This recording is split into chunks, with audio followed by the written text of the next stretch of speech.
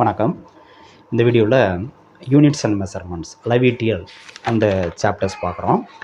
நமக்கு வந்து லாஸ்ட் வீடியோவில் இந்த சாப்டரில் யூனிட்ஸ் அண்ட் மெஷர்மெண்ட்ஸில் ஒரு 4 கொஸ்டின்ஸ் வந்து பார்த்துருக்கோம். 4 MCQ பார்த்துருக்கோம். மீதி உள்ள கொஸ்டின்ஸ் வந்து இப்போ இந்த வீடியோவில் பார்க்கலாம்.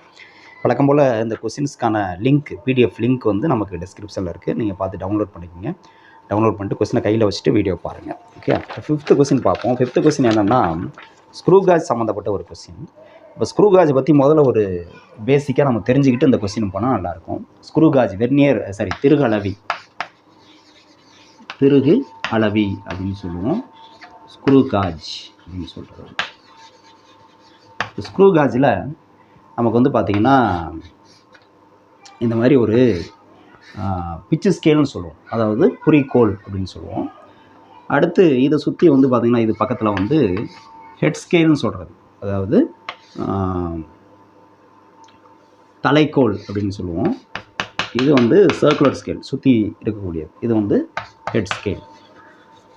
இது வந்து ஹெட் ஸ்கேல். தலைக்கோள் அப்படின்னு சொல்லுவோம். தலைக்கோள். இது வந்து பிச்சு ஸ்கேல்னு சொல்கிறது. இது வந்து பிச்சு ஸ்கேல். பிச்சு ஸ்கேலில் ரீடிங்ஸ் வந்து மில்லிமீட்டரில் இருக்கும். இப்படி மில்லிமீட்டரில் ரீடிங்ஸ் வந்து இருக்கும். ஓகே, அப்புறம் இந்த இடத்துல நம்ம ஆப்ஜெக்டை ஃபிக்ஸ் பண்ணுறதுக்கு, ஒரு ஆப்ஜெக்டை வந்து எந்த ஆப்ஜெக்டோட எதோட திக்னஸை கண்டுபிடிக்கணும் அப்படின்னும் அதை வந்து கண்டுபிடிக்கிறதுக்காக நம்ம என்ன பண்ணுவோம், அந்த மாதிரி இந்த இடத்துல ஒரு கேப் இருக்கும், இப்படி இருக்கும். ஓகே, ஸோ இப்போ இந்த மாதிரி இருக்கும். நீங்கள் பார்த்துருந்தீங்கன்னா தெரிஞ்சிருக்கும். இப்படி இருக்கும், இப்படி வளைவா இப்படி இருக்கும். ஓகே, இப்படி இருக்கும், பார்த்துருக்கலாம். சரி, இப்போது இதில் வந்து என்ன சொன்னோன்னா பிச்சு ஸ்கேல்னு சொன்னேன். இந்த ஸ்கேல் வந்து பிச்சு ஸ்கேல்னு சொல்கிறது, அதாவது குறிக்கோள்னு சொல்லுவாங்க. இதை வந்து தமிழில் குறிக்கோள் அப்படி சொல்லலாம், அல்லது முதன்மை கோள்னு சொல்லலாம். இதில் ரீடிங்ஸ் வந்து மில்லிமீட்டரில் இருக்குதுன்னு சொன்னேன். மில்லிமீட்டரில் இருக்குது. இது வந்து என்னென்னா டிவிஷன்ஸில் இருக்கும். இது வந்து இப்போ இதில் 0ல் ஆரம்பித்து ஒரு 50 மில்லிமீட்டர் இருக்கும். இதில் வந்து 100 டிவிஷன்ஸ் இருக்கும். பொதுவாக நம்ம யூஸ் பண்ணுறது எல்லாமே, நம்ம ஸ்கூலில் யூஸ் பண்ணுறதெல்லாம் இப்படி தான் இருக்கும். 100 டிவிஷன்ஸ் இருக்கும். ஓகே, இப்போ இதோட லீஸ் கவுண்ட்டு கண்டுபிடிப்போம். எப்படி லீஸ் கவுண்ட் கண்டுபிடிப்போம் அப்படின்னா, இங்கே லீஸ் கவுண்ட் அப்படின்னா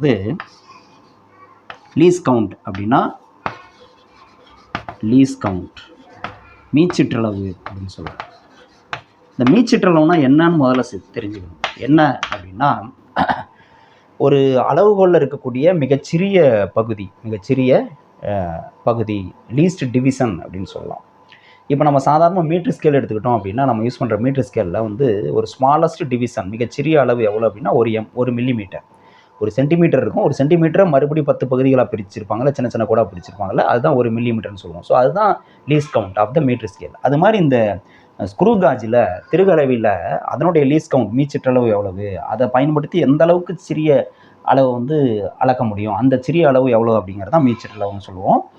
மிகச்சிறிய அளவு தான் மீச்சிற்றளவு, லீஸ்ட் கவுண்ட். ஓகே, இதுக்கு என்ன ஃபார்முலா அப்படின்னா, pitch by number of divisions, அதாவது 1 பிச் ஸ்கேல் ரீடிங் அப்படின்னு சொல்லலாம். 1 pitch scale division by number of divisions in the head scale அப்படி சொல்லலாம். ஓகே, அப்போ பிச் ஸ்கேலில் 1 பிச் ஸ்கேல் டிவிஷன் சொல்லலாம். 1 பிச் ஸ்கேல் டிவிஷன் PSD அப்படின்னு சொல்லலாம்.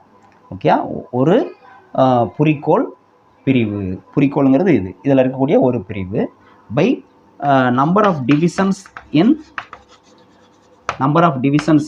Head scale. தலைக்கோளில் இருக்கக்கூடிய மொத்த பிரிவுகளுடைய எண்ணிக்கை. ஓகே, ஒரு பிச்சு ஸ்கேல் டிவிஷன் எவ்வளவு, இதில் வந்து இந்த பிச்சு ஸ்கேல் குறிக்கோள்னு சொல்கிறோம் இல்லையா, அதில் ஒரு பிரிவு எவ்வளோ அப்படின்னா 1 mm சொல்லுவோம், 1 millimetre by number of divisions in HS எவ்வளோ அப்படின்னா, நமக்கு வந்து இதில் எவ்வளோ சொன்னால் 100 டிவிஷன் இருக்குதுன்னு சொன்னோம் இல்லையா, பை அப்போ 100. அப்போ 1/100 எவ்வளோ வரும் அப்படின்னா 0.01 mm. இதுதான் வந்து இந்த ஸ்க்ரூ காஜ் திருகு அளவியினுடைய மீச்சிற்றளவு 0.01 mm. அடுத்து இந்த பிச்சுன்னு சொல்லுவோம். இந்த பிச்சு அப்படிங்கிறது வந்து எப்படி நம்ம மெஷர் பண்ணுறோம், pitch scale division, 1 pitch scale டிவிஷனுங்கிறது சொல்லாமல் அதை இன்னும் கரெக்டாக சொல்லணும்னா பிட்ச்னு சொல்லுவோம். 1 பிட்ச் அப்படின்னா எப்படி சொல்லுவோம் அப்படின்னா, அதாவது இந்த ஹெட் ஸ்கேல் இருக்கு இல்லையா, ஹெட் ஸ்கேலை கம்ப்ளீட்டாக 1 ரொட்டேட் பண்ணோம் அப்படின்னா, ஒரு தடவை முழுமையாக, அதாவது இங்கே 0ல் ஆரம்பித்து மறுபடியும் 0க்கு வந்து சேர்ற அளவுக்கு இந்த லைன் இருக்கு இல்லையா, அந்த லைனில் 0 இருக்குன்னா இப்படி சுற்றுறப்ப அந்த ஹெட் ஸ்கேல் நம்ம சுற்றுவோம் இல்லை, சுற்றி இந்த 0 போயிட்டு அந்த பக்கம் போயிட்டு இந்த பக்கம் மறுபடியும் வரணும், இந்த இதே லைனுக்கு நேராக வரணும், அந்த 1 ரொட்டேஷன். அந்த 1 ரொட்டேட் பண்ணுறப்ப இந்த எட்ஜ் இருக்குல்ல, இந்த ஹெட் ஸ்கேலோட இந்த எட்ஜ் வந்து அது நகர்ந்துகிட்டே வரும். அது எவ்வளோ நேரம் நகருதுன்னு பார்க்க, இதே இடத்துல சுற்றுறப்ப இதே இடத்துல இருக்காது, ஸ்க்ரூ தானே, அதான் ஸ்க்ரூ காஜ்னு சொல்கிறோம். ஸ்க்ரூவை சுற்றுறப்ப என்னது நகருது இல்லை, அது மாதிரி. அப்போ இது இங்கே இருந்தது வந்து கொஞ்சம் நகர்ந்துருக்கும். அப்போ ஒரு ரொட்டேஷன் முடிக்கிறப்ப இது எவ்வளோ தூரம் நகர்ந்துருக்குன்னு பார்க்கணும். ஓகேயா, அதுதான் பிட்ச் அப்படின்னு சொல்லுவோம். அது எவ்வளோ இருக்கும் அப்படின்னா 1 மில்லிமீட்டர் தான் நகர்ந்துருக்கும். அதனால தான் இந்த இடத்துல நம்ம என்ன போடுறோம், 1 mm போடுறோம். So 1 mm/100. அப்போ நார்மலாக நம்ம யூஸ் பண்ணுற திருகலவி ஸ்க்ரூகாஜோட லீஸ் கவுண்ட் மீச்சிட்டல் எவ்வளோ அப்படின்னா 0.01 mm. ரைட். ஸோ இந்த அறிமுகத்தோடு நம்ம வந்து இந்த ஸ்க்ரூகாஜ் சம்மந்தப்பட்ட இந்த கொஸ்டினை வந்து பார்க்கலாம். இதை நோட் பண்ணிக்கணும்.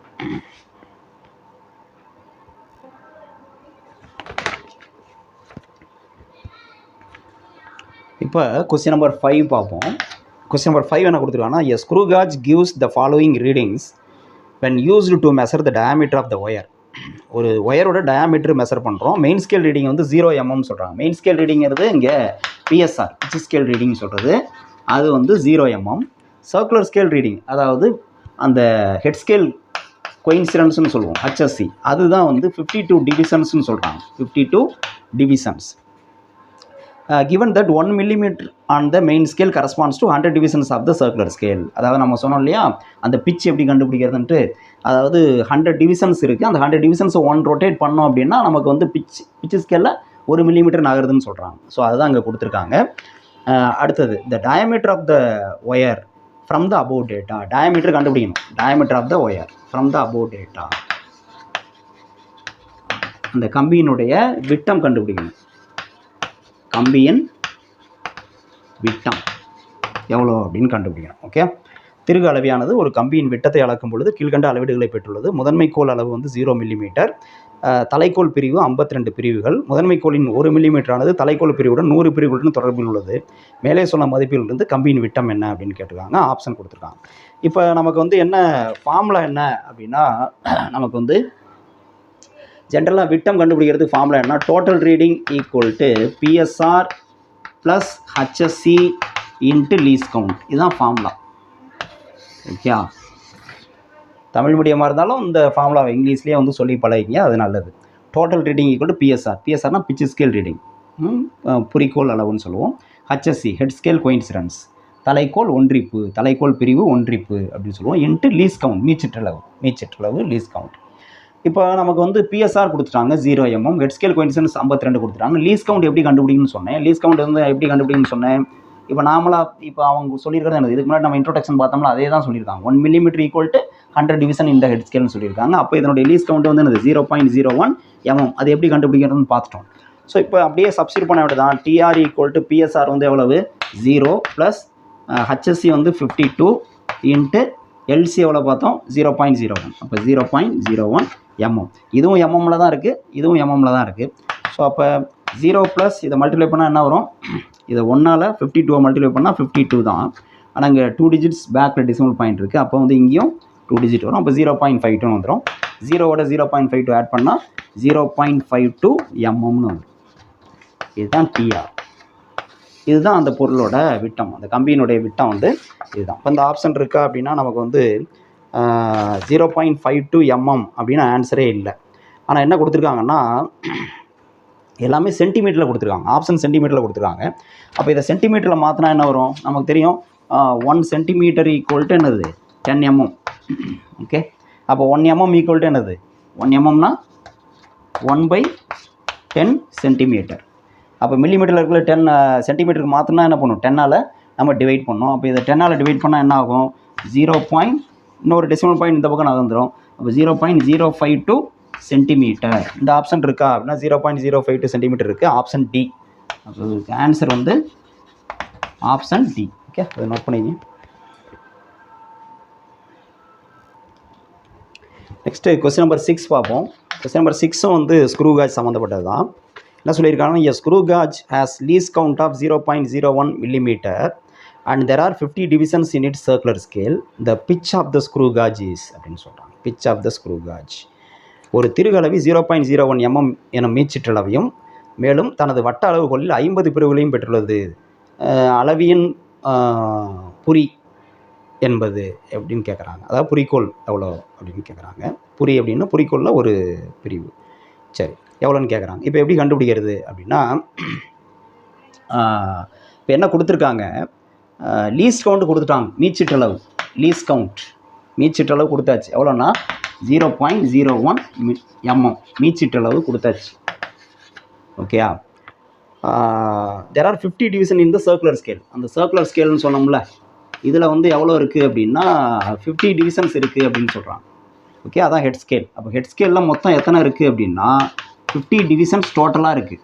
ஓகே, இப்போ இவங்க என்ன கண்டுபிடிக்கணும், பிட்ச் கேட்குறாங்க. பிட்ச் எவ்வளோன்னு கேட்குறாங்க. ஓகே, அப்போ எப்படி கண்டுபிடிக்கிறது அப்படின்னா, நம்ம கொஞ்ச நேரத்துக்கு முன்னாடி ஃபார்முலா பார்த்தோம்ல, லீஸ் கவுண்ட் ஈக்குவல் டு என்ன சொன்னேன், pitch by total number of divisions in head ஸ்கேல்னு சொன்னோம் இல்லையா. Pitch by number of divisions in head scale. Okay, அதாவது இப்போ என்னென்ன கொடுத்துருக்காங்க, இப்போ நம்ம பிட்ச் தான் கண்டுபிடிக்கணும். இப்போ லீஸ் கவுண்ட் கொடுத்துருக்காங்க 0.01 கொடுத்தாச்சு. பிட்ச் அப்படியே இருக்கட்டும். Pitch by number of divisions in head scale எவ்வளோ கொடுத்துருக்காங்க, 50. பிட்ச் வேணும். அப்போ கிராஸ் மல்டிபிள் பண்ணால் என்ன வரும், ஈக்குவல் டு இதிலேருந்து பிட்ச் ஈக்குவல் டு என்ன வரும், 0.01 × 50. ஓகே, அப்போ நம்மளுக்கு என்ன ஆன்சர் வரும்னு பாருங்கள். 0.01 × 50னா இதை வந்து 5ஆல் 1ன்னு வச்சுக்கோங்க. இது வந்து 1 × 10⁻⁻2ன்னு வச்சுக்கோங்க. இன்ட்டு 50 அப்போ எவ்வளோ வரும், 1 × 50 50 50 × 10⁻⁻2னா என்ன வருது, decimal point 2 digit பேக்ரவுண்ட் வரும். அப்போ 0.5 அப்படின்னு வந்துடும். இப்போ 0.5 mm, ஏன்னா இது வந்து 0.01 mmல இருக்குது. அப்போ அதை 50ஆல் மல்டிப்ளை பண்ணுறப்போ நம்மளுக்கு 0.5 mm கிடைக்கும். இதுதான் பிட்ச் இல்லையா. அப்போ நம்ம நார்மலாக வந்து 100 டிவிஷன்ஸ் ஹெட் ஸ்கேல் இருந்ததுன்னா பிட்ச் எவ்வளோ வந்தது, 1 மில்லிமீட்டர்னு சொன்னோம். இப்போ 50 டிவிஷன்ஸ் தான் இருக்குது. அப்போ பிட்ச் எவ்வளோ வருது, 0.5 mm இல்லையா. லீஸ் கவுண்ட் வந்து 0.01 mm தான், அங்கேயும் 0.01 mm தான் இல்லையா. நல்லா கவனிங்க, நமக்கு வந்து 100 டிவிஷன்ஸ் இருந்ததுன்னா 100 டிவிஷன்ஸ் இருந்தது, அங்கே வந்து பிட்ச் வந்து எவ்வளோ கிடச்சிது, 1 mm. அங்கே லீஸ் கவுண்ட் எவ்வளவு, 0.01 mm இல்லையா. இப்போ எவ்வளோ கொடுத்துருக்காங்கன்னா 50 டிவிஷன்ஸ் தான் இருக்குது. ஓகே, பிட்ச் எவ்வளோ கிடச்சிருக்கு, 0.5 mm, பாதியாக குறைஞ்சிருக்கு 0.5 mm. லீஸ் கவுண்ட் எவ்வளவு, 0.01 mm தான். ஓகே, அப்போ இது கான்ஸ்டன்ட், லீஸ் கவுண்ட்டு கான்ஸ்டன்ட், இது கான்ஸ்டன்ட். இந்த ஃபார்முலா இருப்பாங்க. லீஸ் கவுண்ட் வந்து 0.01, இதுலேயும் 0.01. பிட்ச் வந்து என்னது, 1 மில்லிமீட்டராக இருந்தது, பாதியாக குறைஞ்சிருக்கு. ஓகே, அப்போ நம்பர் ஆஃப் டிவிஷனும் என்ன ஆகும், இது கான்ஸ்டண்ட்டாக இருக்குன்னா நல்லா பாருங்கள். லீஸ் கவுண்ட் வந்து கான்ஸ்டண்ட்டாக இருக்கணும்னா இது குறைஞ்சதுன்னா இதுவும் குறையணும். நியூமரேட்டர் குறைஞ்சுன்னா டினாமினேட்டரும் அதே அளவு குறையணும். அப்போ தான் இது கான்ஸ்டண்ட்டாக இருக்கும். நம்ம நார்மலாக யூஸ் பண்ணுற ஸ்க்ரூ காஜ்லேயும் லீஸ் கவுண்ட் வந்து 0.01 mm தான், இதுலேயும் 0.01 mm தான். அப்போ பிட்ச் வந்து எவ்வளோ குறையுதோ அதே அளவுக்கு இதுவும் குறையணும். பிட்ச் வந்து 1 மில்லிமீட்டர், நம்ம நார்மலாக 1 மில்லிமீட்ரு, இங்கே வந்து என்னது 0.5 மில்லிமீட்ரு கிடச்சிருக்கு தெரியுதா. 0.5 பாதியாக குறையுது. நம்பர் ஆஃப் டிவிஷன்ஸ் என்னது பாதி, 100, இங்கே வந்து என்னது 50. ஓகே, அப்போ இது வந்து 100 டிவிஷனுங்கிறது 50 டிவிஷனாக குறைஞ்சதுன்னா இது 1 மில்லிமீட்டருங்கிறது அதுவும் பாதியாக குறையணும், 0.5 mm குறையும் அப்படிங்கிறது தெரியுது. ஸோ இந்த ஃபார்முலா இதுதான் முக்கியம். இது கண்டுபிடிக்கணும். லீஸ் கவுண்ட் எப்படி கண்டுபிடிக்கிறோம், pitch by number of divisions in the head scale அப்படிங்கிறது தெரியும். ஓகே, நோட் பண்ணிக்கலாம். ஸோ இதுக்கு ஆப்ஷன் எங்கே இருக்குது அப்படின்னா 0.5 mm அப்படிங்கிற ஆப்ஷன் இருக்குன்னா இருக்குது. இந்த கொஸ்டினுக்கு ஆன்சர் வந்து பி, ஆப்ஷன் பி. நோட் பண்ணிக்கலாம்.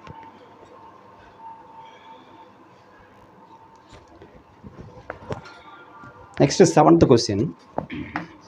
7th கொஸ்டின் வந்து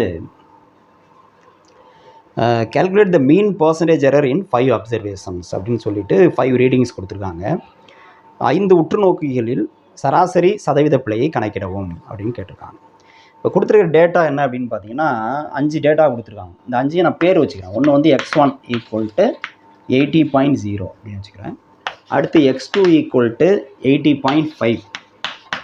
x3 equal to 81.0, x4 equal to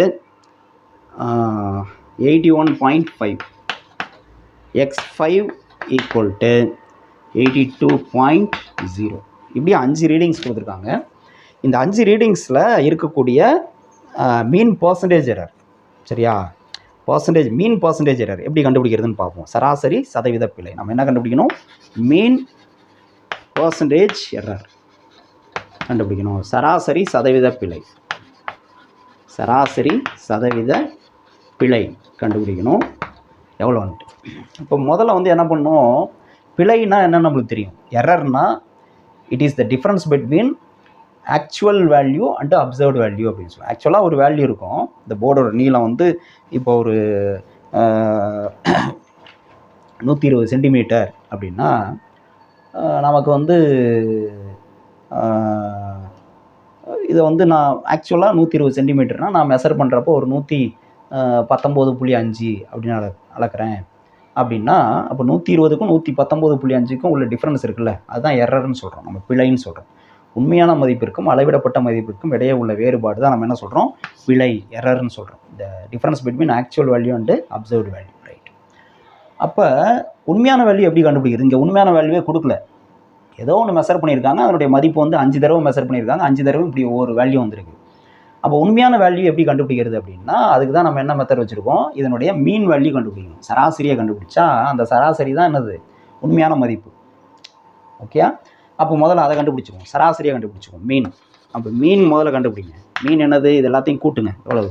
80.0 plus 80.5 plus 81.0 plus எவ்வளோ? 1 2 3, அடுத்து 81.5 ப்ளஸ் 82.0 எல்லாத்தையும் கூட்டி 5ஆல் டிவைட் பண்ணுவோம். இது வந்து சராசரி இல்லையா? சராசரி கண்டுபிடிப்போம். இந்த சராசரி எவ்வளோ வருது அப்படின்னா, இதை கூட்டினீங்கன்னா எனக்கு கிடைக்கிறது 405. இங்கே வருது கூடுதல் வந்து 405/5. இப்போ இதோட வேல்யூ வந்து எவ்வளோ வருதுன்னா 81ன்னு வருது. 405 5ஆல் வகுத்தா எவ்வளோ வருது? 81. இதுதான் உண்மையான மதிப்பு.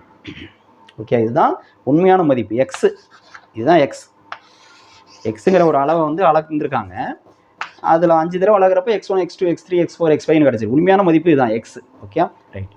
இப்போது அப்போ ஒவ்வொரு இதுலையும் உண்மையான மதிப்பு x1 கண்டுபிடிச்சாச்சு. அப்போ ஒவ்வொரு இதுலையும் பிழை இருக்கிறது தெரியுது. எதுலேயே பிழை இல்லாததுன்னா அந்த ஒரு மதிப்பு தான் பிழை இல்லாதது, மற்ற இதில் எல்லாமே பிழை இருக்குது இல்லையா?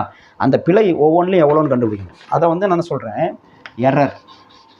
இதான் அப்சல்யூட் எரர்னு சொல்லுவோம். ஓகே, தனிப்பிழை அப்படின்னு சொல்லுவோம் நம்ம, அப்சல்யூட் எரர். அந்த எரர் எவ்வளோன்னு இப்போ கண்டுபிடிக்கணும். ஒவ்வொன்றிலையும் x1ல் எவ்வளோ எரருங்கிறது டெல்டா x1. டெல்டா x1னா என்னது? ஆக்சுவலாக எவ்வளோ மதிப்பு எக்ஸுக்கும் அந்த x1க்கும் இடையில உள்ள டிஃப்ரென்ஸ். இது ஏன் இந்த மாடுலஸ் போடுறேன் அப்படின்னா, இதில் வந்து ப்ளஸ்லேயும் வரலாம் மைனஸ்லேயும் வரலாம். ஏன்னா பிழை வந்து என்னது? உண்மையான மதிப்போட கம்மியாகவும் இருக்கலாம், அதிகமாக இருக்கலாம். இப்போ கம்மியாக இருந்ததுன்னா ப்ளஸில் வரும், உண்மையான மதிப்போட இது அதிகமாக இருந்ததுன்னா மைனஸில் வரும். அது நம்மளுக்கு தேவையில்லை. பிழை எவ்வளோங்கிறது தான் தேவை. அது ப்ளஸ்ஸாக மைனஸாக கூடுதலாக குறையா அப்படிங்கிறது நம்மளுக்கு தேவையில்லை, ரைட்? அதனால தான் அப்படி போடுறேன். அப்போ ஈக்குவல் டு என்ன வரும் பாருங்கள், எக்ஸ் வந்து 81. 81லேருந்து எதை கழிக்கிறோம்? இந்த 80.0 கழிங்க. கழிச்சா எவ்வளோ வரும்? நமக்கு 1ன்னு கிடைக்கும். 1. ஓகே, அதே மாதிரி டெல்டா x2 கண்டுபிடிங்க. டெல்டா x2 என்ன வரும்? x minus x2 equal to, இதெல்லாம் எழுதி பண்ணணும் இல்லை, உங்களுக்கு புரியணுங்கிறதுக்காக எப்படி கண்டுபிடிக்கிறத எழுதி காமிக்கிறேன். நீங்கள் வந்து என்னது டக்கு டக்குன்னு போட்டலாம். ஓகேயா? இதுக்கு உள்ள டிஃப்ரென்ஸு, இதுக்கு உள்ள டிஃப்ரென்ஸுன்னு போட்டு கண்டுபிடிச்சிடணும், ரைட்? ஸோ x2 வந்து என்னது? 81 மைனஸ் 80.5. அப்போ 81 மைனஸ் 80.5 எவ்வளோ வரும்? 81க்கும் 80.5க்கும் 0.5 டிஃப்ரென்ஸ் இல்லையா? அதே மாதிரி இதே மாதிரி டெல்டா x3 கண்டுபிடிங்க. டெல்டா x3 எவ்வளோ வருதுன்னா எனக்கு வந்து 0 வரும். இதே மாதிரி டெல்டா x4 கண்டுபிடிங்க. எவ்வளோ வரும்னா 0.5 வருது. இதே மாதிரி டெல்டா x5 கண்டுபிடிங்க. எவ்வளோ வருதுன்னா 1 வருது. Okay, delta x5. இப்போ இதெல்லாம் வந்து பிழைகள், தனிப்பிழைகள், ஒவ்வொரு அளவீட்லேயும் இருக்கக்கூடிய பிழை, அதான் தனிப்பிழை. இப்போ இதுக்கு நம்ம சராசரி கண்டுபிடிக்கணும், அதுதான் சராசரி பிழை, மீன் எரர். இந்த பர்சன்டேஜ் இல்லாமல் சராசரி சதவீத பிழை நம்ம கண்டுபிடிக்கணும். இதுக்கு சராசரி கண்டுபிடிச்சிங்கன்னா நம்ம சராசரி பிழை கண்டுபிடிப்போம். அதுக்கப்புறம் அதில் வந்து என்னது நம்ம சதவீத பிழை கண்டுபிடிக்கணும். Okay, right. முதல்ல சராசரி பிழை.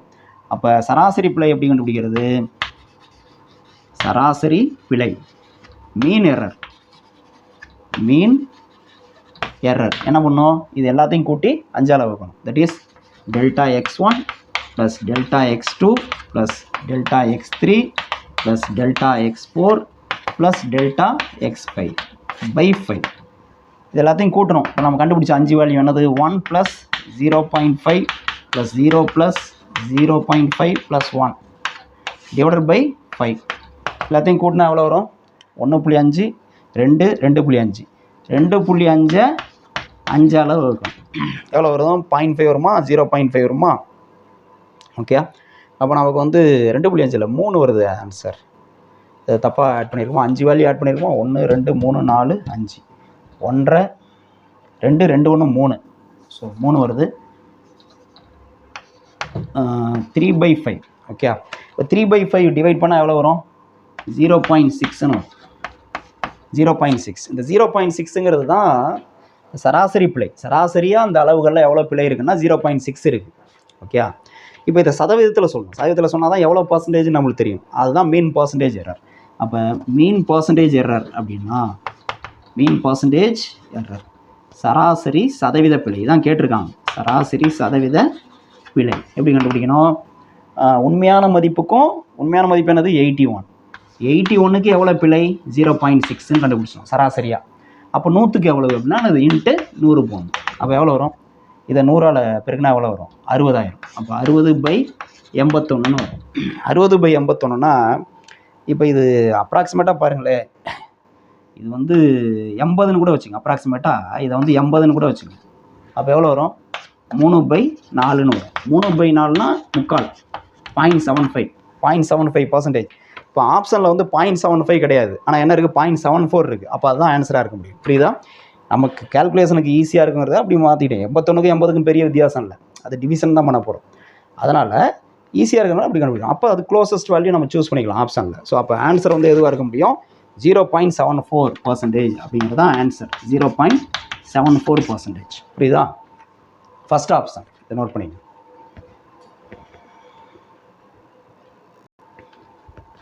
அடுத்த கொஸ்டின் நம்பர் 8 பார்ப்போம். 8th கொஸ்டின் என்ன அப்படின்னா, டைமென்ஷனல் அனாலிசிஸ் பேஸ் பண்ணது. The velocity of water waves v may depend on their wavelength lambda, the density of water rho and the acceleration due to gravity g. The method of dimensions gives the relation between these quantities. நீர் அலைகளின் திசைவேகமானது v, அலைநீளம் lambda, நீரின் அடர்த்தி rho மற்றும் புவியீர்ப்பு முடுக்கம் g ஆகியவற்றை சார்ந்தது எனில் பரிமாண முறைப்படி இந்த அளவுகளுக்கு இடையேயான தொடர்பை தருக அப்படிங்கிறது தான் கொஸ்டின். கீழே ஆப்ஷன் கொடுத்துருக்காங்க. இப்போ இந்த மாதிரி அளவுகளுக்கு இடையேயான தொடர்பு தருவிக்கணும் அப்படின்னா நமக்கு கொடுத்துருக்கிறது என்னென்ன கொடுத்துருக்காங்கன்னா v கொடுத்துருக்காங்க. இந்த v வெலாசிட்டி திசைவேகம் வந்து எதெல்லாம் சார்ந்திருக்கு அப்படிங்கிறத முதல்ல எழுதிக்கணும். ப்ரொபோஷனல் டு லாம்டாவை சார்ந்திருக்கு அலைநீளம், அடுத்து நீரினுடைய அடர்த்தி டென்சிட்டி ரோவை சார்ந்திருக்கு, அடுத்து வந்து ஆக்சலரேஷன் டு கிராவிட்டி புவியீர்ப்பு முடுக்கத்தை சார்ந்திருக்குன்னு சொல்லியிருக்காங்க. அப்போ இந்த மாதிரி எழுதிட்டு இதுக்கெல்லாம் பவர் நம்மளாக போட்டுக்கணும். எவ்வளோ பவர் நமக்கு தெரியாது, அதான் கண்டுபிடிக்கணும். x power x power y power z. அவ்வளோ இந்த மாதிரி ஒரு ஈக்குவேஷனை முதல்ல எழுதணும். Equation number 1. இப்போ இது ஒவ்வொன்றுக்கும் டைமென்ஷனல் ஃபார்முலாவே எழுதணும். பரிமாண வாய்ப்பாடு எழுதணும். v திசைவேகத்துக்கு என்ன பரிமாண வாய்ப்பாடு, lt பவர் -1. நான் ஆல்ரெடி சொன்ன மாதிரி ஒவ்வொன்றும் என்னன்னு தெரிஞ்சதுன்னா அதுக்கு பரிமாண வாய்ப்பாடு நம்மளே எழுதிடலாம், மனப்பாடம் பண்ணணும்னு அவசியம் இல்லை. ரைட். ப்ரொபோஷனல் டு லாம்டாங்கிறது அலைநீளம், நீளத்துக்கு என்ன பரிமாண வாய்ப்பாடு L. அப்போ L பவர் x. டென்சிட்டினா என்னது, mass per volume rho, mass per volume. நிறை பை பருமன், நிறைக்கு என்னது m தான், பை பருமனுக்கு என்னது L3. அப்போ இந்த L3 மேலே வந்ததுன்னா ml பவர் -3ன்னு வரும். இதுதான் வந்து என்னது அடர்த்திக்கு டென்சிட்டிக்கு பரிமாண வாய்ப்பாடு ml பவர் -3 பவர் y. அடுத்து ஜினா என்னது, acceleration due to gravity. Acceleration முடுக்கத்துக்கு என்னது பரிமாண வாய்ப்பாடு, முடுக்கம்னா திசைவேகம் பை காலம், திசைவேகத்துக்கு lt பவர் -1 பை t. இந்த t மேலே வந்ததுன்னா lt பவர் -2. முடுக்கத்துக்குலாம் உடனே சொல்ல தெரியும், lt பவர் -2. அப்போ என்ன சொல்லலாம், இங்கே lt power -2 power z. Okay, இப்போ வந்து இந்த பக்கம் எம்லாம் இருக்குது, இந்த பக்கம் எம் இல்லை. அதனால் நம்ம என்ன பண்ணோம், எம் சேர்த்துக்குவோம். m பவர் 0ன்னு போட்டுக்கோம். எனிதிங் பவர் 0 1, தரல 1 இருக்கிறதா அர்த்தம், மதிப்பு மாறாது. l பவர் 1 இருக்கிறதா அர்த்தம், t பவர் -1 இந்த பக்கம். ப்ரொபோஷனல் டு இந்த பக்கம் m வேல்யூலாம் ஒன்றா மாதிரி எழுதிக்குவோம். m பவர் என்ன இருக்குது இங்கே 1 × y, அப்போ m பவர் y. அடுத்து எல்லோட பவர்லாம் சேர்த்து எழுதிக்குவோம். m பவர் எல்லோட பவர் எல்லோட பவர் இங்கே என்ன இருக்குது, எக்ஸ் இருக்குது. இங்கே என்ன இருக்குது, -3 × y. அப்போ -3y பவர் -3y. அப்போ எல் பவர் -3y. அடுத்து இங்கே எல் இருக்குது. இங்கே என்ன இருக்குது, இங்கே 1 இருக்கிறதா அர்த்தம். 1 × z, z தான் ப்ளஸ் z. அப்போ ப்ளஸ் z. இதே மாதிரி டீயோட பவர்லாம் கம்பைன் பண்ணுங்க. டி பவர் என்ன இருக்குது, இங்கே டிஎல் இங்கே தான் இருக்குது. -2z பவர் -2z எழுதியாச்சு. இப்போ நம்ம என்ன பண்ணோம், எம்மோட பவர்லாம் ஈக்குவேட் பண்ணணும். ரெண்டு பக்கம் ஒரு ஈக்குவேஷன். இது ஈக்குவல் சிம்பிளில் ப்ரொபோஷனல் தான். ஏன்னா ஆன்சர் வந்து நமக்கு ப்ரொபோஷனில் தான் கொடுத்துருக்காங்க, ஈக்குவலில் கொடுக்கல ஆப்ஷன். அதனால் சப்போஸ் ஈக்குவலில் இருந்தால் இங்கே ஒரு கான்ஸ்டன்ட் சேர்ப்போம். ப்ரொபோஷனல் எடுத்துகிட்டு ஈக்குவல் போட்டு கான்ஸ்டன்ட் போடுவோம். இங்கே ஆன்சர் வந்து ப்ரொபோஷனல்லே கொடுத்துருக்காங்க. அதனால் ப்ரொபோஷனல் சிம்பிள் அப்படியே வச்சுக்கிட்டோம். ரெண்டு பக்கம் ஈக்குவேட் பண்ணுறோம். First equate the power of M. ஈக்குவேட் பண்ணால் என்ன வரும், எம்முக்கு இங்கே பவர் ஒய் இருக்குது, இங்கே பவர் 0 இருக்குது. அப்போ ஒய்யோட வேல்யூ கிடச்சிருச்சு நமக்கு. இந்த ஒய்யோட வேல்யூ கிடச்சிருச்சு 0ன்ட்டு. அடுத்து equate the power of L.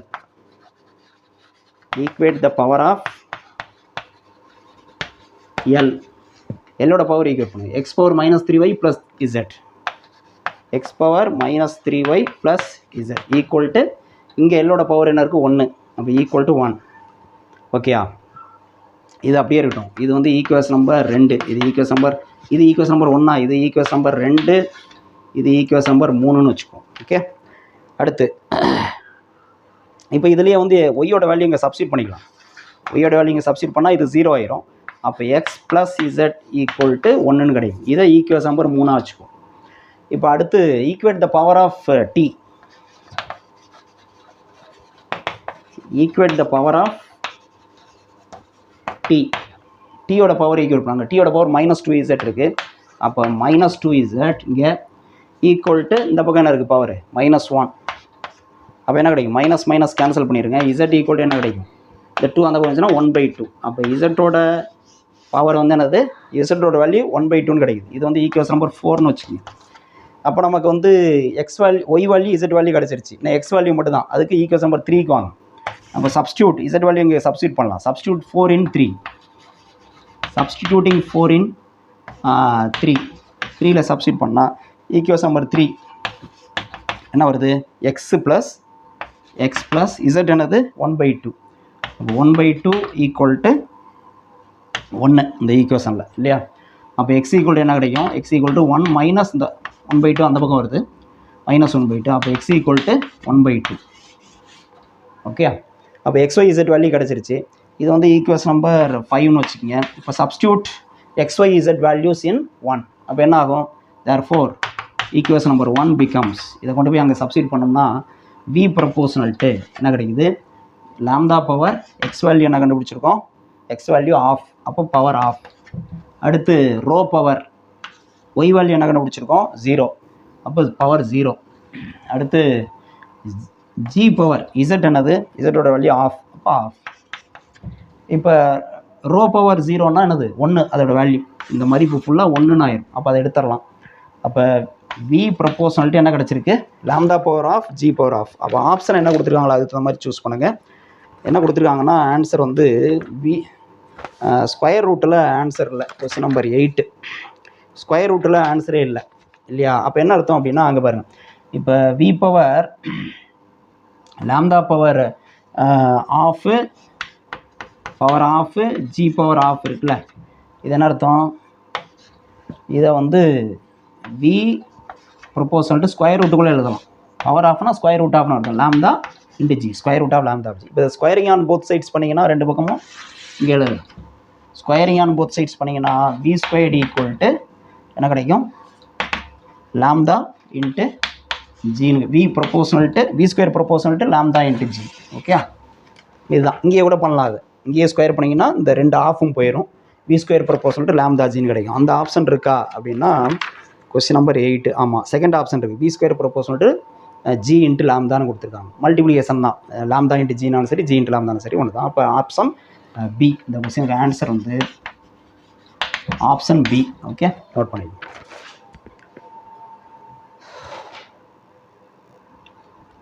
அடுத்த கொஸ்டின் நம்பர் 9. 9th கொஸ்டின் வந்து எரர் சம்மந்தப்பட்டது, பிழைகள் சம்மந்தப்பட்டது தான். ரொம்ப ஈஸியான ஒரு கொஸ்டின். இது மாதிரி கொஸ்டின் அடிக்கடி கேட்குறாங்க நம்ம நீட்டில். என்னென்னா a physical quantity x is given by x equal to 2k power 3 L power 2 by m into root of n, square root of n. The percentage error in the measurements of k, l, m and n are 1%, 2%, 3% and 4% respectively. The value of x in is uncertain by இதுதான் question. அதாவது ஒரு இயற்பியல் அளவீடு x equal to 2k cube L square by m into square root of n என்ற சமன்பாட்டால் குறிக்கப்படுகிறது. k, l, m, n மற்றும் n இவற்றை அளவிடும் பொழுது ஏற்படும் சதவீத பிழை முறையே 1%, 2%, 3% மற்றும் 4%. எக்ஸின் மதிப்பில் ஏற்படும் நிச்சயமற்ற தன்மை அப்படின்னா பிழை எவ்வளோன்னு கேட்குறாங்க. ஓகே, சதவீத பிழை கண்டுபிடிக்கிறோம். இப்போ அந்த மாதிரி ஒரு ஈக்குவேஷன் கொடுத்துட்டாங்க. என்ன ஈக்குவேஷன் கொடுத்துருக்காங்க அப்படின்னா X equal to 2 into k power 3 and L power 2 divided by m into square root of n. இப்போ இதில் இருக்கக்கூடிய பிழைகள் எவ்வளோன்னு கொடுத்துருக்காங்கன்னா அதாவது சதவீத பிழைகள் percentage error in K, percentage error in K எவ்வளோ அப்படின்னா பர்சன்டேஜ் எரர்னு வச்சுங்க, ஃபுல்லாக எழுதணும் அவசியம் இல்லை. எவ்வளோன்னா 1%, இது 1%. இதே மாதிரி இன் எல் எவ்வளோ அப்படின்னா 2%, இது வந்து 2%. இதே போல் எம்மில் எவ்வளோ பர்சன்டேஜ் அப்படின்னா 3%, என்னில் எவ்வளோ பர்சன்டேஜ் அப்படின்னா 4%. இப்படி இருக்குது. எக்ஸில் எவ்வளோ பர்சன்டேஜ் கேட்குறாங்க, பர்சன்டேஜ் எரர் இன் எக்ஸ் எவ்வளோ அப்படிங்கிறது தான். இதில் எவ்வளோ இந்த மொத்த மதிப்பில் எவ்வளோ பிழைகள் வரும்.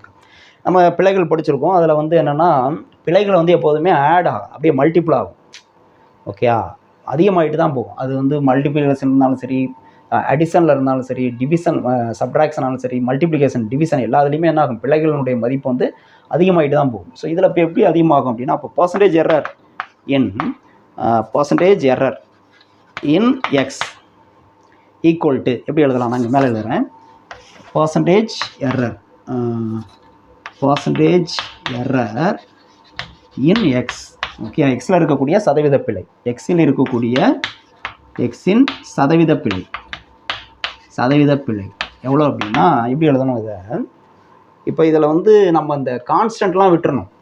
பிழைகள் அப்படின்னா இந்த மதிப்பு மாறாது, இது வந்து நம்பர், அதில் எதுவும் பிழை வர போகிறதில்ல. சரியா, அப்போ அது வந்து நம்ம அதை எடுத்துடலாம். மற்ற கொடுத்துருக்கிற வேரியபிள்ஸ் இருக்கு இல்லையா, அதை தான் நம்ம எடுத்துக்கணும். இப்போ வந்து கே கியூப்னு இருக்கனால இது எப்படி எழுதணும், 3 into percentage error in K, அதை எழுதணும். ப்ளஸ் ஆட் பண்ணிகிட்டே தான் போகணும். அது மல்டிப்ளிகேஷன் இருந்தாலும் சரி, டிவிஷனில் இருந்தாலும் சரி, எல்லாத்தையும் நம்ம என்ன பண்ணணும், ஆட் பண்ணணும். அடுத்து இங்கே பவர் 2 இருக்கு இல்லையா, அப்போ 2 into பர்சன்டேஜ் எரர் இன் எல்லில் இருக்க முடியும். ப்ளஸ் இங்கே என்ன இருக்குது, பவர் 1 தான், அப்போ 1 into percentage error in M. Plus இங்கே என்ன இருக்கும், பவர், இந்த எண்ணை வந்து என்னது பவர் ஆஃப்னு எழுதணும். ரூட் ஆஃப் எண்ணை வந்து பவர் ஆஃப்னு எழுதலாம். அப்போ இதுக்கு பவர் வந்து ஆஃப், அப்போ ஆஃப் முன்னாடி வந்துடணும். பர்சன்டேஜ் எரர் இன் என், இவ்வளோதான். ரொம்ப ஈஸியான ஒரு கொஸ்டின் இது. இந்த கான்செப்ட் தெரிஞ்சதுன்னா போதும். இதுக்கும் 4 மார்க் தான், ஓகே. அப்போ என்ன வரும், 3 into percentage error in K எவ்வளோ கொடுத்துருக்காங்க, 1%. அப்போ 1% plus 2 into percentage error in L வந்து 2% plus 1 into percentage error in M 3%. அப்போ 1 into 3% plus half into percentage error in N. அப்போ half into percentage error N வந்து எவ்வளவு, 4%. அப்போ 4%. இப்போ இது எவ்வளோ வருதுன்னு பாருங்கள், 3 into 1 3%, 2 into 2 4%. அடுத்து 1 into 3%. இதுக்கு வந்து என்னது 2 வரும். அப்போ ப்ளஸ் 2%. அப்போ எவ்வளோ வருது, 3 4 7 7 10 10 2 12. அப்போ 12%. ஓகே, எக்ஸில் இருக்கக்கூடிய சதவீத பிழை எவ்வளோ அப்படின்னா 12%. ஆப்ஷன் இருக்கானா, இருக்குது, ஆப்ஷன் சி. ஸோ இது வந்து ஆப்ஷன் சி. ஓகே, நோட் பண்ணி.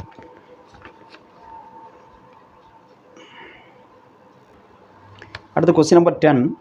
இது ஒரு ஈஸியான கொஸ்டின் தான். என்னென்னா the damping force on an oscillator is directly proportional to the velocity. The unit of the constant of proportionality. அதான் கேட்குறாங்க. ஒரு அலையியற்றியின் திணிப்பு விசையானது அதன் திசைவேகத்திற்கு நேர்தகவில் உள்ளது எனில் விகித மாறிலியின் அலகு யாதுன்னு கேட்குறாங்க. அப்போ டேம்பிங் ஃபோர்ஸ் அலையியற்றினுடைய திணிப்பு விசை அப்படின்னு சொல்கிறது, தடுப்பு விசைன்னு கூட சொல்லலாம். அல்லது எதிர்ப்பு விசைன்னு சொன்னாலும் சரி, அந்த விசை வந்து எதுக்கு டைரக்ட்லி ப்ரொபோஷனலாக இருக்குது அப்படின்னா, ப்ரொபோஷனல் டு வெலாசிட்டி, திசைவேகத்துக்கு டைரக்ட்லி ப்ரொபோஷனலாக இருக்குதுன்னு சொல்லியாச்சு. அப்படின்னா இந்த இடத்துல என்ன பண்ணுவோம், நம்ம ப்ரொபோஷனல் சிம்பிளை எடுத்துகிட்டு ஈக்குவல் போகிறப்போ ஒரு கான்ஸ்டன்ட் சேர்ப்போம், கே அப்படின்னு சேர்த்துக்கிறேன். இதோட அழகு என்ன அப்படின்னு கேட்குறாங்க. அதான் கொஸ்டின், வேறு ஒன்றும் இல்லை. ஓகே, இப்போ என்ன பண்ணோம், கே ஈக்குவல் நம்ம எழுதலாம், கே ஈக்குவல் டு வி இந்த பக்கம் எடுத்துக்கிட்டா எஃப் பை வின்னு ஆகிடும். எஃப்க்கு என்ன அழகு எழுதுவோம், இதுக்கு வந்து அழகு என்னது, நியூட்டன். அப்போ நியூட்டனுங்கிற ஆப்ஷனே இங்கே இல்லை. ஆனால் இதில் இந்த ஆப்ஷனில் நியூட்டனுங்கிற ஆப்ஷனே இல்லை. அப்போ அது நியூட்டன் எழுதி வேஸ்ட்டு இங்கே. அப்போ எஃப்க்கு வேறு என்ன ஈக்குவலன்ட் ஃபார்முலா இருக்குன்னா, Newton second law of motion, F equal to MA, அதை எழுதுங்க, எம்ஏ பை வி. இப்போ எம்முக்கு வந்து என்னது, நிறை kilogram, mass kilogram.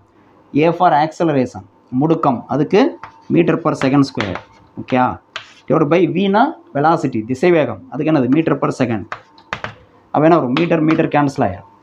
Therefore kilogram என்ன இருக்குது, எஸ் பவர் -2, இந்த எஸ் பவர் -1 மேலே வந்ததுன்னா +1 ஆகும். அப்போ என்ன கிடைக்கும், கிலோகிராம் எஸ் பவர் -1ன்னு வரும். இந்த ஆப்ஷன் இருக்கா அப்படின்னா இருக்குது, ஃபஸ்ட் ஆப்ஷன் இருக்குது. அப்போ இதுக்கு ஆன்சர் வந்து ஏ. நோட் பண்ணி.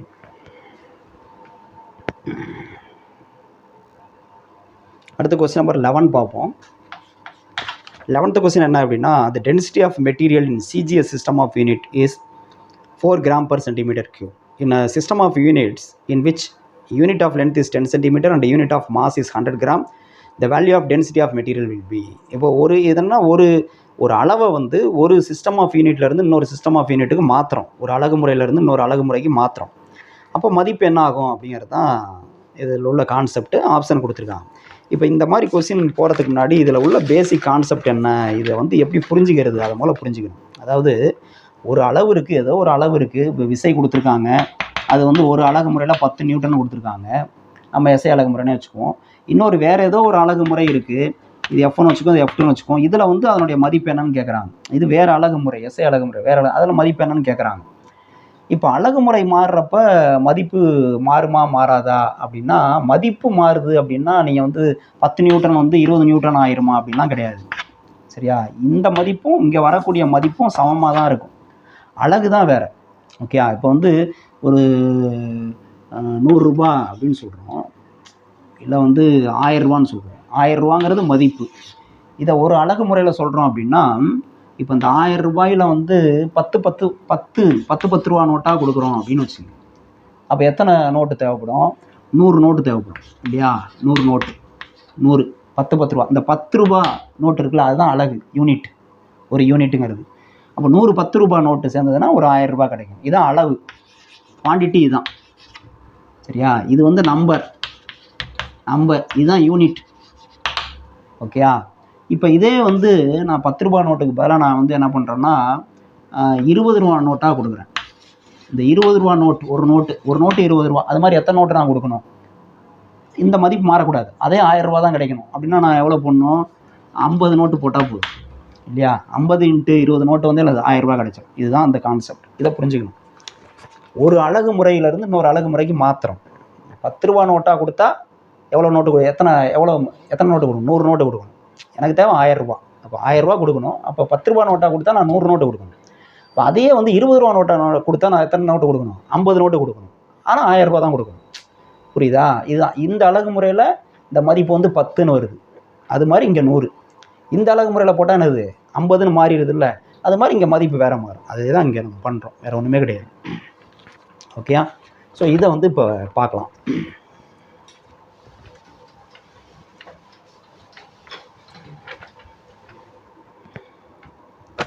இப்போ இங்கே கொடுத்துருக்கிறது வந்து நமக்கு என்ன அப்படின்னா, கொஸ்டின் நம்பர்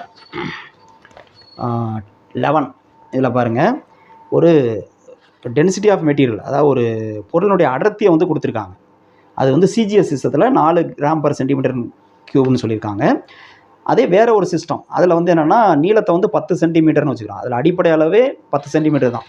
நம்ம வந்து எஸ்ஐ அலகில் என்ன சொல்லுவோம், ஒரு நீளத்தினுடைய எஸ்ஐ அலகு வந்து 1 மீட்டர்னு சொல்கிறோம்ல, அது மாதிரி இதில் வந்து எனக்கு 10 சென்டிமீட்டர் தான் அடிப்படை அளவு. அது மாதிரி அதே மாதிரி நிறைய வந்து 100 கிராம்னு வச்சுக்கிட்டோம்னா அந்த பொருளுடைய மதிப்பு வந்து எப்படி இருக்கும் அப்படின்னு கேட்குறாங்க.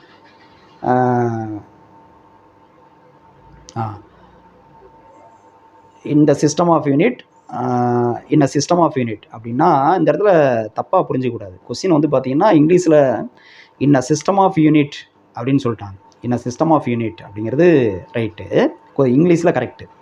தமிழில் டிரான்ஸ்லேட் பண்ணுறப்ப எப்படி பண்ணியிருக்காங்கன்னா நான் சொல்லியிருக்காங்க, சிஜிஎஸ் அலகு முறையில் ஒரு பொருளின் அடர்த்தி 4 கிராம்/cm3, 10 சென்டிமீட்டர் நீளமும் 100 கிராம் நிறையும் கொண்ட பொருளின் அடர்த்தியின் மதிப்பு எஸ்ஐ அலகு முறையிலும் கொடுத்துட்டாங்க. அது எஸ்ஐ அலகு முறை கிடையாது. எஸ்ஐ அலகு முறைன்னா நம்ம என்ன சொல்லுவோம், இன்டர்நேஷனல் சிஸ்டம் ஆஃப்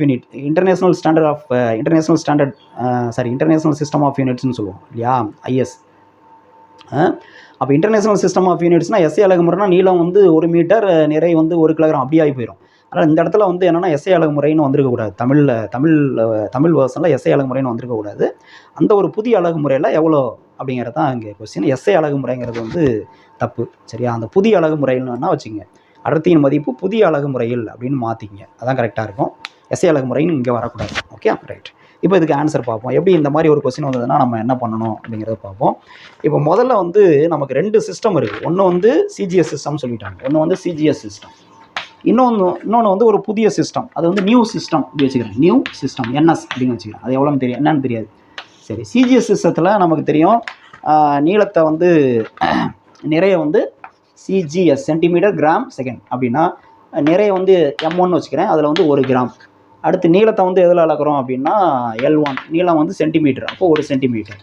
அதே மாதிரி இந்த நியூ சிஸ்டம் புதிய அலகு முறை சொல்கிறோம்ல, அதில் வந்து என்னது M2ன்னு வச்சுக்கிறேன். அதில் தான் அவங்க என்ன சொல்லியிருக்காங்க, 100 கிராம்னு சொல்லிட்டாங்க, அடிப்படையாகவே 100 கிராம்.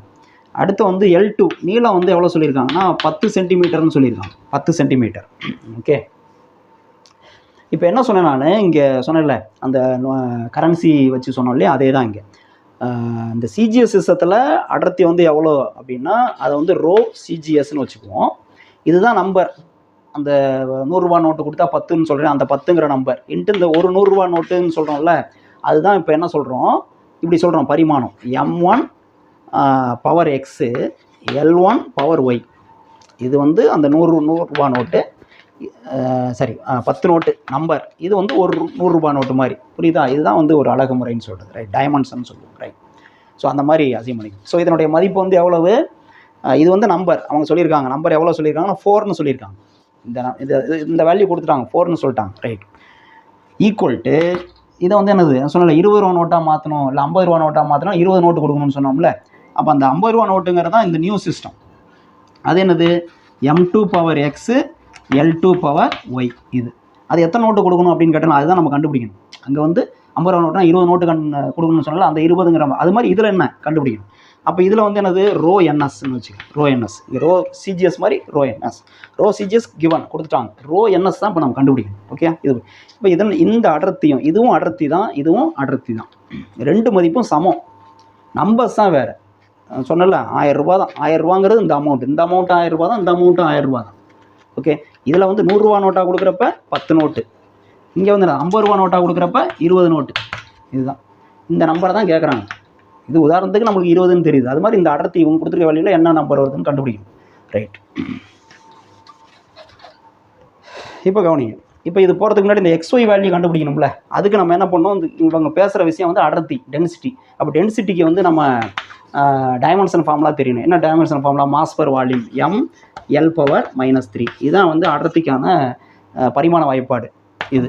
அப்போ இதை கம்பேர் பண்ணிங்கனாவே தெரியும், இங்கே எக்ஸோட மதிப்பு 1, ஒய்யோட மதிப்பு வந்து என்னது -3 அப்படின்னு தெரிஞ்சிடும். அப்போ இதை சப்ஸ்டியூட் பண்ணியிருக்குங்க, கம்பேர் பண்ணிங்கன்னா இப்போ rho CGS into M1 power 1 L1 power என்னது -3 வந்துடணும், equal to rho NS into M2 power இந்த இடத்துல என்ன வரணும், 1 வரணும், L2 பவர் -3 வந்துடும். ஓகே, இப்போ வேல்யூஸ்லாம் நம்ம என்ன கண்டுபிடிக்கணும், இதுதான் கண்டுபிடிக்கணும். அப்போ ரோ என்எஸ் மட்டும் ஒரு சைடு வச்சுங்க, ரோ என்எஸ் ஈக்குவல் டு மற்றதெல்லாம் அந்த பக்கம் கொண்டு வாங்க. இங்கே ஆல்ரெடி என்ன இருக்குது, ரோ சிஜிஎஸ் இருக்குது, இங்கே என்ன இருக்குது M1 பவர் 1 இருக்குது, இந்த பக்கம் வந்துச்சுன்னா பை M2 ஆயிடும், பை M2 ரெண்டுலேயுமே பவர் 1 தான். ஸோ பவர் 1 இன்ட்டு இங்கே என்ன இருக்குது L1 பவர் -3, இது இங்கே வந்துச்சுன்னா பை L2, பை L2 ரெண்டுலேயுமே பவர் வந்து என்னது -3 தான். அப்போ இப்படி எழுதிங்க. இப்போ வேல்யூஸ் எல்லாம் சப்ஸ்டியூட் பண்ணுங்கள். ரோ என்எஸ் ஈக்குவல் டு என்ன வரும், rho NS equal to rho CGS given எவ்வளோ கொடுத்துருக்காங்கன்னா 4 சென்டிமீட்டர் 4 கிராம் பர் சென்டிமீட்டர் கியூப்னு சொல்லியிருக்காங்க. அப்போ 4ங்கிறது தான் அதனுடைய வேல்யூ. ஸோ அதனுடைய வேல்யூ வந்து என்னது 4. ரோ சிஜிஎஸோட வேல்யூ 4 இன்ட்டு M1 என்னது இங்கே வச்சுருக்கோம் பாருங்கள் 1 gram. So 1 gram by M2 என்னது 100 கிராம். ஸோ 100 கிராம் பவர் என்னது 1 இன்ட்டு L1 என்னது 1 centimetre. 1 centimetre divided by L2 என்னது 10 சென்டிமீட்டர். 10 சென்டிமீட்டர் பவர் என்னது -3. பவர் -3. இப்போ என்ன வரும் பாருங்க 4 இன்ட்டு கிராம் கேன்சல் ஆயிரும் 1/100 அப்படியே இருக்கட்டும் இன்ட்டு சென்டிமீட்டர் கேன்சல் ஆயிரும் என்னது 1/10 பவர் -3 இருக்குது. பவர் -3. ஓகே. இப்போ இது என்ன அர்த்தம் அப்படின்னு பார்த்தீங்கன்னா 4 இன்ட்டு இது வந்து கீழே 100னா 10^2ன்னு சொல்லலாம். 10^2 மேலே வந்து என்னது 10^-2 ஆயிரும். தெரியுதா? கீழே இருக்கிறப்ப 10^2 அது மேலே கொண்டு வந்தால் 10^-2 இன்ட்டு இந்த 1/10 அப்படின்னு என்ன அர்த்தம்? கீழே வந்து 10^1 இருக்குன்னு அர்த்தம். அது மேலே வந்ததுன்னா என்ன ஆகும் 10^-1 ஆகும். இதை மேலே கொண்டு வந்தால் 10^-1. 10^-1 மேலே பவர் -3 இருக்குது. பவர் -3 இருக்குது. அப்போ இது என்ன ஆகும் பாருங்க 4 இன்ட்டு 10^-2 இன்ட்டு 10^- ப்ளஸ்ஸு அப்போ +3 ஆயிடும். அப்போ இதோட வேல்யூ என்னது 4 இன்ட்டு 10^-2 + 3 எவ்வளவு 4 இன்ட்டு 10^-2 + 3 1. அப்போ 40 வேல்யூ நம்பர் தான் கேட்குறாங்க. ஏன்னா அழகு வந்து 100 கிராம்/cm3 10 cm3 அப்படி வரும். ஸோ வேல்யூ தான் கேட்குறாங்க. அந்த நம்பர் தான் வேணும். நம்பர் வந்து 40. அப்போ ஆப்ஷன் இருக்குது. Option C. இது ஆப்ஷன் வந்து சி இருக்குது. அந்த புரியுதா? ஸோ இந்த கான்செப்டை புரிஞ்சுக்கணும். நோட் பண்ணி.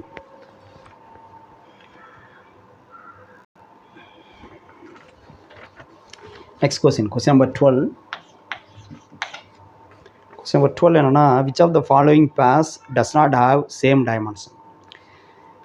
பின்வரும் எந்த ஜோடிகளுக்கு ஒத்த பரிமாணங்கள் இல்லை அப்படின்னு கேட்டிருக்காங்க. நல்லா ஞாபகம். ஒத்த பரிமாணங்கள் எதுன்னு கேட்கல. ஒத்த பரிமாணங்கள் இல்லை. இப்போ 4ல் 3க்கு வந்து பரிமாணங்கள் டைமென்ஷன்ஸ் வந்து ஒரே மாதிரி இருக்கும், சமமாக இருக்கும். ஏதோ ஒன்றுக்கு மட்டும் இல்லை அப்படின்னு சொல்லிட்டாங்க. அது என்னென்னு கண்டுபிடிக்கணும்.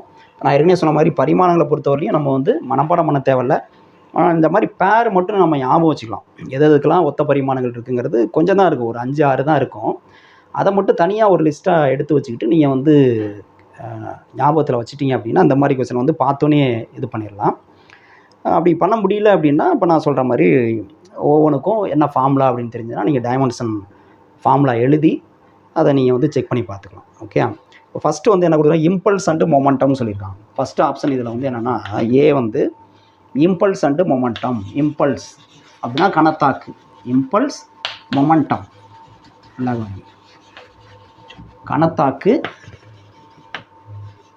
கணத்தாக்கு அப்புறம் உந்தம். இது ரெண்டுக்கும் ஒரே பரிமாணம் இருக்குமா இருக்காதா அப்படின்னு பார்க்கணுன்னா இதுக்கு பரிமாண வாய்ப்பாடு எழுதியும் பார்க்கலாம், இன்னொரு மெத்தட்லேயும் பார்க்கலாம். நம்ம வந்து கணத்தாக்கும் உந்தத்துக்கும் உள்ள ரிலேஷன் நம்ம படிச்சிருக்கோம், ஞாபகம் இருக்கா? அதாவது F = ma நியூட்டன் 2ஆம் இதில் பார்த்துருக்கோம். இதில் இருந்து F இது வந்து என்னது v-u/t. அப்போ mv-mu/t இப்படி எழுது. இதை கிராஸ் பண்ணுறது போனால் F×tன்னு கிடைக்கும். F×t = mv-mv. இது வந்து உந்தத்தில் ஏற்படக்கூடிய மாற்றம். அப்போ அதை வந்து உந்தத்தில் ஏற்படக்கூடிய மாற்றத்துக்கு உந்தத்துக்கான பரிமாணம் தான் இருக்கும், டைமென்ஷன் தான் இருக்கும். F×tங்கிறது தான் இம்பல்ஸ்ன்னு சொல்லுவோம். J = என்னது ஜேங்கிறது இம்பல்ஸ் கணத்தாக்கு. அது வந்து என்னது உந்த மாறுபாட்டுக்கு சமம் அப்படின்னு படிச்சிருப்போம். அப்போ ஒரு ஈக்குவேஷனாக அதாவது பிரின்சிபல் ஆஃப் ஹோமோஜெனிட்டி அப்படின்னு நம்ம படிச்சிருக்கோம் இல்லையா? பரிமாணங்களின் ஒருபடித்தான நெறிமுறை அப்படின்னு படிச்சிருக்கோம். பிரின்சிபல் ஆஃப் ஹோமோஜெனிட்டி பரிமாணங்களின் ஒருபடித்தான நெறிமுறை. அதில் என்ன சொல்லியிருப்போம்னா ஒரு ஈக்குவேஷன் இருக்குன்னா அந்த ஈக்குவேஷனில் இருக்கக்கூடிய ஒவ்வொரு உறுப்பினுடைய பரிமாணங்களும் சமம் அப்படின்னு சொல்லியிருப்போம்.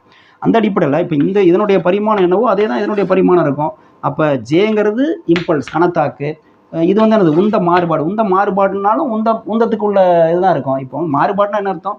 10x - 5x போச்சுன்னா மீதி என்ன கிடைக்கும்? 5x தான் கிடைக்கும், வேறு எதாவது கிடைக்காது, ஒய் கிடைக்காது இல்லையா? நீளத்திலேருந்து நீளத்தை கழிச்சோமா என்னது நீளம் தானே கிடைக்கும். நீளத்தில் ஏற்படக்கூடிய மாற்றத்துக்கு வந்து அழகு மீட்டர் தான் கிடைக்கும். அதே மாதிரி தான் இது. ஸோ அப்போ இதனுடைய பரிமாணம் சமமாக தான் இருக்கும். அப்போ J = ΔP அப்படிங்கிறது நம்மளுக்கு தெரியும். அதனால் இது ரெண்டுக்கும் ஒரே பரிமாணம் தான் இருக்கும் அப்படிங்கிறத வச்சு சொல்லிடலாம். உங்களுக்கு ஞாபகமே இல்லைனா கூட இது மறக்காது இந்த கான்செப்ட். ஓகே. நீங்கள் பரிமாண வாய்ப்பாடு எழுதியும் பார்த்துக்கலாம். ஓகே. அப்போ ரெண்டும் சமம். அப்போ இது ஆன்சர் கிடையாது. சமமாக இருக்குது, சமம் இல்லைன்னு நினச்சக்கூடாது. இது சமமாக தான் இருக்குது. அவங்க கேட்குறது வந்து சமம் இல்லாத எதுன்னு கேட்குறாங்க. அதனால் இது ஆன்சர் கிடையாது. பரிமாணங்கள் சமம், அதனால் இது ஆன்சர் கிடையாது. தப்பு போட வேணாம். ஏன்னா அது வந்து இன்னும் சமம் இல்லைன்னு நினச்சக்கூடாது. சமமாக இருக்குது. நமக்கு ஆப்ஷனை ரவுண்ட் பண்ணி காமிச்சிக்கும்.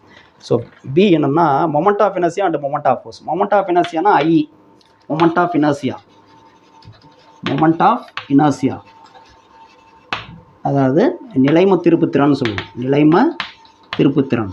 அதுவும் அடுத்து வந்து moment of force.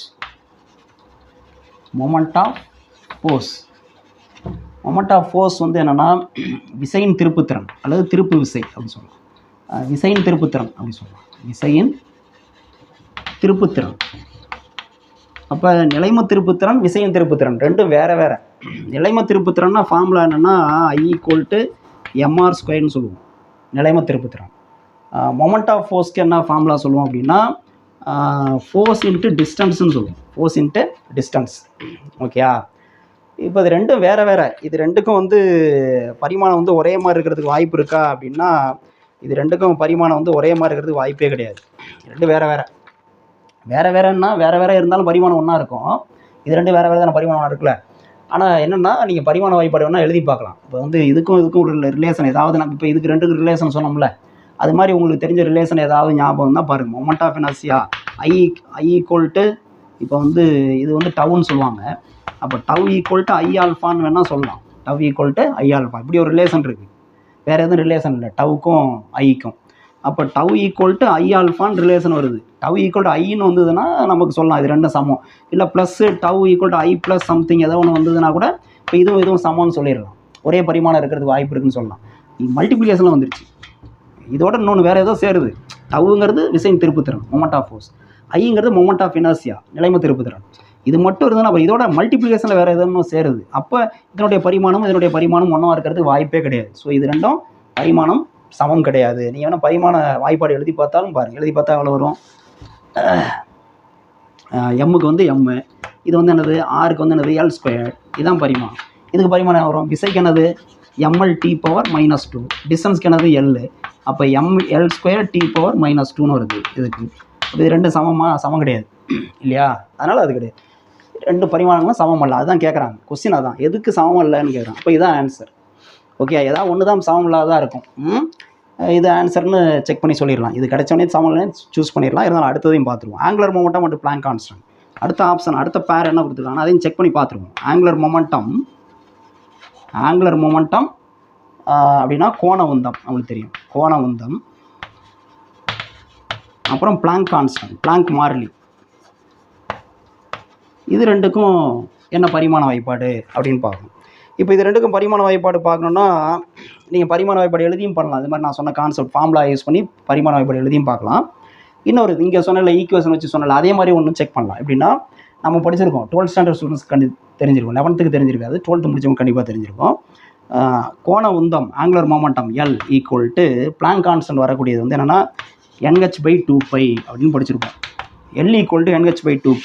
போர்னுடைய phosphate, bore atom model, போர் அணு மாதிரியில் முக்கியமான ஒரு பாயிண்ட் இது. L = NH/2π. இப்போ Lனா கோண உந்தம் ஆங்குலர் மொமெண்டம், Hனா பிளாங்க் கான்ஸ்டன்ட். இந்த N/2π வந்து இது வந்து எனக்கு வெறும் நம்பர் தான். இதுக்கு வந்து பரிமாணமே கிடையாது. எதுக்கு N வந்து ஒரு நம்பர், அதுக்கு பரிமாணம் கிடையாது. 2πங்கிறது நம்பர், அதுக்கு பரிமாணம் கிடையாது. அப்போ இது ரெண்டும் எடுத்துட்டா Lம் Hம் ஈக்குவல். அப்போ இதுக்கு என்ன பரிமாணமும் இதுக்குள்ள பரிமாணமும் சமமாக தான் இருந்தாக முடியும். இதை ஞாபகம் வச்சுக்கலாம். நீங்கள் L/Hக்கும் ஒரே பரிமாணம் அப்படிங்கிறது இந்த ஈக்குவேஷன் வச்சு நீங்கள் ஞாபகம் வச்சுக்கலாம். அப்போ இது வந்து என்னது ரெண்டுக்கும் பரிமாணம் சமமாக இருக்குது அப்படிங்கிறது தெரியுது. ஓகே, நீங்கள் பரிமாண வாய்ப்பாடு எழுதியும் பார்த்துங்க, சமமாக தான் வரும். அடுத்து டி என்ன இருக்குன்னு பார்ப்போம். டி என்ன கொடுத்துருக்காங்கன்னா ஒர்க் அண்டு டார்க். ஒர்க் வேலை, அப்புறம் டார்க்னாலும் மொமெண்ட் ஆஃப் ஃபோர்ஸ்னாலும் ஒன்று தான். இங்கே பார்த்தோம்ல மொமெண்ட் ஆஃப் ஃபோர்ஸ், அதனாலும் ஒன்று தான். அப்போ திருப்பு விசை அப்படி சொல்லலாம். திருப்பு விசை இது என்னது? வேலைன்னா என்ன ஃபார்முலா? W = F × D. டார்க்குனான திருப்பு விசைனானது விசை இன்ட்டு தொலைவு தான் இங்கேயும். அப்போ ரெண்டுக்கும் பாருங்கள் ஃபார்முலாவே ஒன்று தான். அப்போ கண்டிப்பாக டைமென்ஷனும் என்னது பரிமாணமும் ஒன்றா தான் வரும். அப்போ இது மூணுமே வந்து பரிமாணங்கள் சமம். இது மூணுமே பரிமாணங்கள் சமமாக தான் இருக்கும். இதுக்கு மட்டும்தான் வேறு எதுக்கு பேர் பார்த்தா ஒரே மாதிரி வர மாதிரி இருக்கும். ஆனால் ரெண்டுக்கும் பரிமாணங்கள் வேறு. மொமெண்ட் ஆஃப் இனர்சியாவுக்கும் மொமெண்ட் ஆஃப் ஃபோர்ஸ்க்கும் பரிமாணங்கள் வேறு வேறு. அப்போ இதுதான் ஆன்சர். ஓகே. ஸோ இந்த மாதிரி ஷார்ட்கட் இந்த மாதிரி ஈக்குவேஷன்லாம் தெரிஞ்சதுன்னா உங்களுக்கு டக்குன்னு ஞாபகம் வச்சிடலாம். பரிமாண வாய்ப்பாடு தெரியலனா கூட இது மாதிரி ஈக்குவேஷன் வச்சுக்கிட்டோம் நீங்கள் கண்டுபிடிக்கலாம் அப்படிங்கிறத தெரிஞ்சுக்கணும். ஓகே, நோட் பண்ணிக்கங்க.